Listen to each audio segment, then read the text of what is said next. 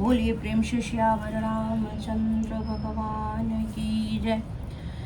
सुनत बचन बिहसी ऋषय गिरि संभव तब देह, नारद कर उपदेश सुनी कहूँ बस्यूं कि सुगेह।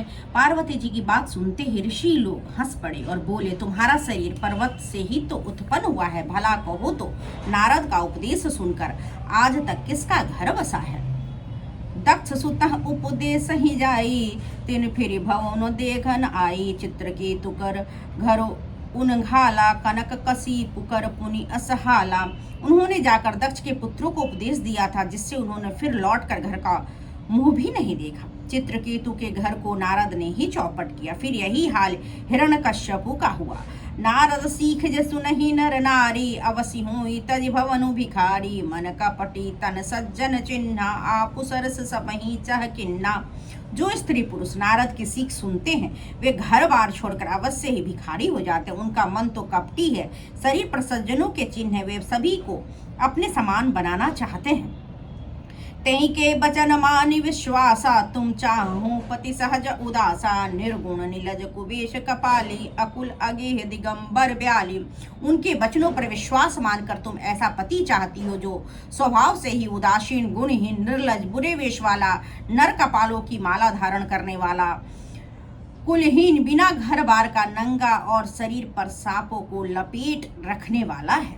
कहूँ कवन सुख असबर उपाए, भल भूलहु ठग कै बौराए। पंच कहे शिव सती बियाही, पुनि अवडेरी मारे नहीं ताही। ऐसे वर के मिलने से कहो तुम्हें क्या सुख होगा। तुम उस ठग नारद के बहकावे में आकर खूब भूली। पहले पंचों के कहने से शिव ने सती से विवाह किया था, परंतु फिर उसे त्याग कर मरवा डाला।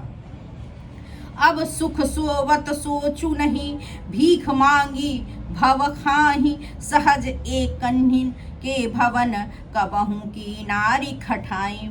अब शिव को कोई चिंता नहीं रही, भीख मांग कर खा लेते हैं और सुख से सोते हैं। ऐसे स्वभाव से ही अकेले रहने वालों के घर भी भला क्या कभी स्त्रियां टिक सकती हैं। अजहु मानहु कह हमारा, तुम कहूँ बरुनी के विचारा। अति सुंदर सुचि सुखद सुशीला, गावहीं वेद जासु जस लीला। अब भी हमारा कहा मानो, हमने तुम्हारे लिए अच्छा वर विचारा है। वह बहुत ही सुंदर, पवित्र, सुखदायक और सुशील है, जिसका यश और लीला वेद गाते हैं।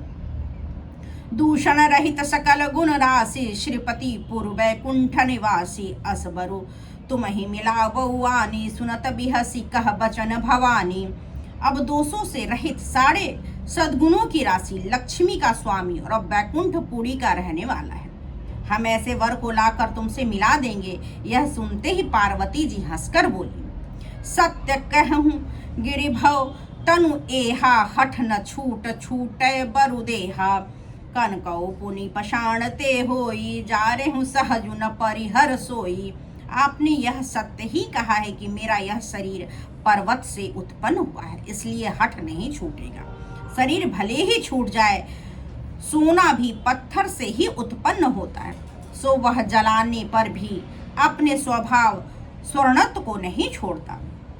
नारद बचन न मैं परिहरऊं, बसऊं भवनु उजरऊ नहीं डरऊं। गुरु के बचन प्रतीति न जेहि, सपने हु सुगम न सुख सिधि तेहि। अतः मैं नारद जी के वचनों को नहीं छोड़ूंगी, चाहे घर बसे या उजरे, इससे मैं नहीं डरती। जिसको गुरु के वचनों में विश्वास नहीं है, उसको सुख और शांति सिद्धि स्वप्न में भी सुगम नहीं होती।